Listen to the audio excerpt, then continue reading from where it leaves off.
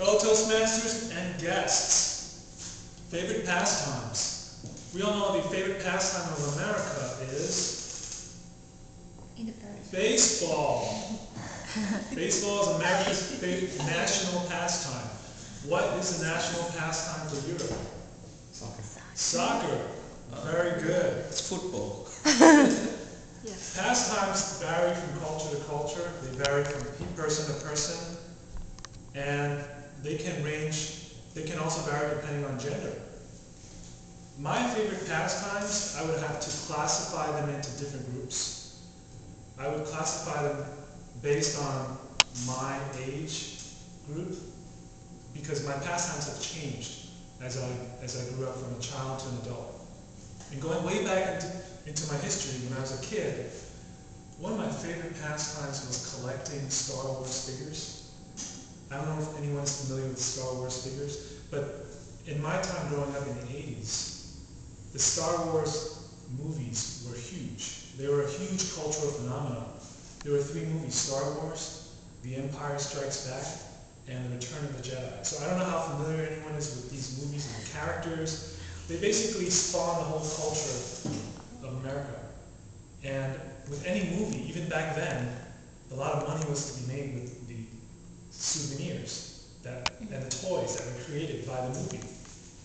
What I would do is I would collect these figurines, and back then they cost about $5 each, which was a lot of money, because a dollar went a long way in the 80s. Now we're living in the 2000s, and a dollar can't even buy you a subway fare. Back then the token cost 60 cents to ride the subway. So moving on from Star Wars figurines, when I became a teenager, I lost interest in Star Wars figurines and toys like that. Guess what I was into when I was a teenager? Girls? Girls were one thing, but I couldn't collect girls. It was not my I'm thing. talking about collectibles. Baseball cards? Baseball cards.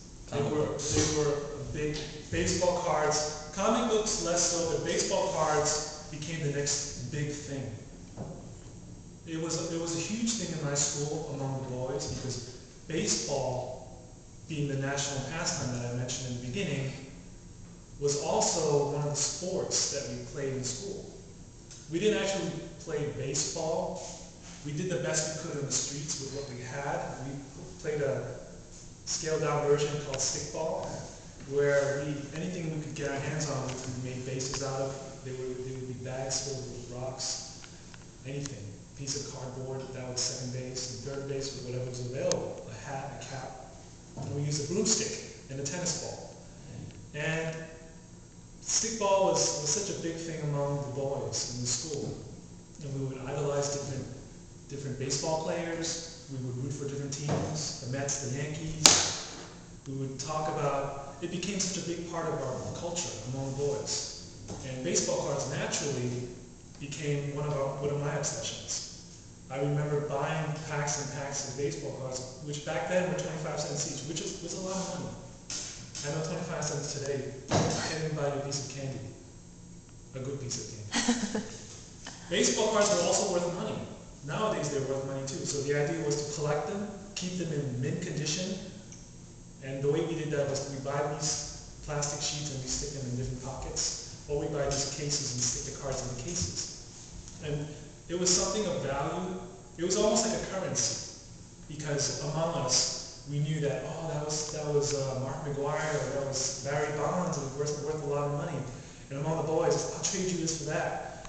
So it became a form of currency. The more of these you had, you were known to, oh, that guy has those cards. His status was higher.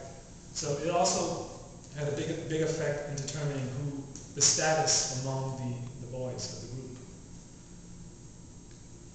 So then I grew up again and moved on to other things. I was in college, and I was no longer interested in baseball cards. I actually sold most of them away, or gave most of them away, because they just lost the magic, lost the value to me.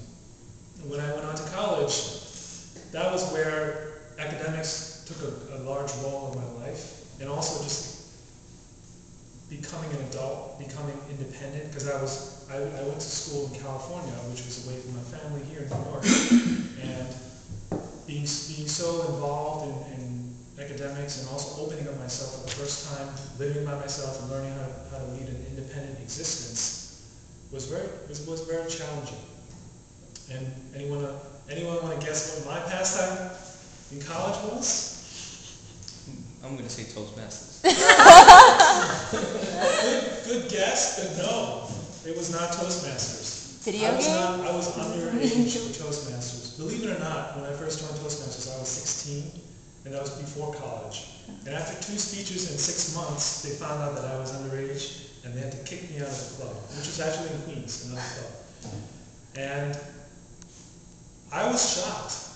I didn't know that you had to be 18 and over, legal reasons. But I eventually came back and joined when I was of age after college. But I digress. In college, my pastime became something that's less material and more of getting to meet the most interesting people as possible. Because I was on a college campus, there were people from all over the country, all over the world coming to study. And it was my first time being exposed to so many different people from different backgrounds. And one thing I would love to do at these parties was just to go meet as many people as I can, just to see how strange and how different they were from me. So that was my form of collecting something. No, it was not figurines from Star Wars, it wasn't baseball cards, but it was collecting acquaintances. I couldn't call them friends because I didn't know them that well, but just to say that you know that person and he's from that place or that country, or he or she studies this, to me was very fascinating. And I had a roster of people that I knew, and that was my form of collecting something. And it was also very engaging because when you talk to someone at a party and have a conversation, it's really like being transported to that person's world. So that was my pastime in college.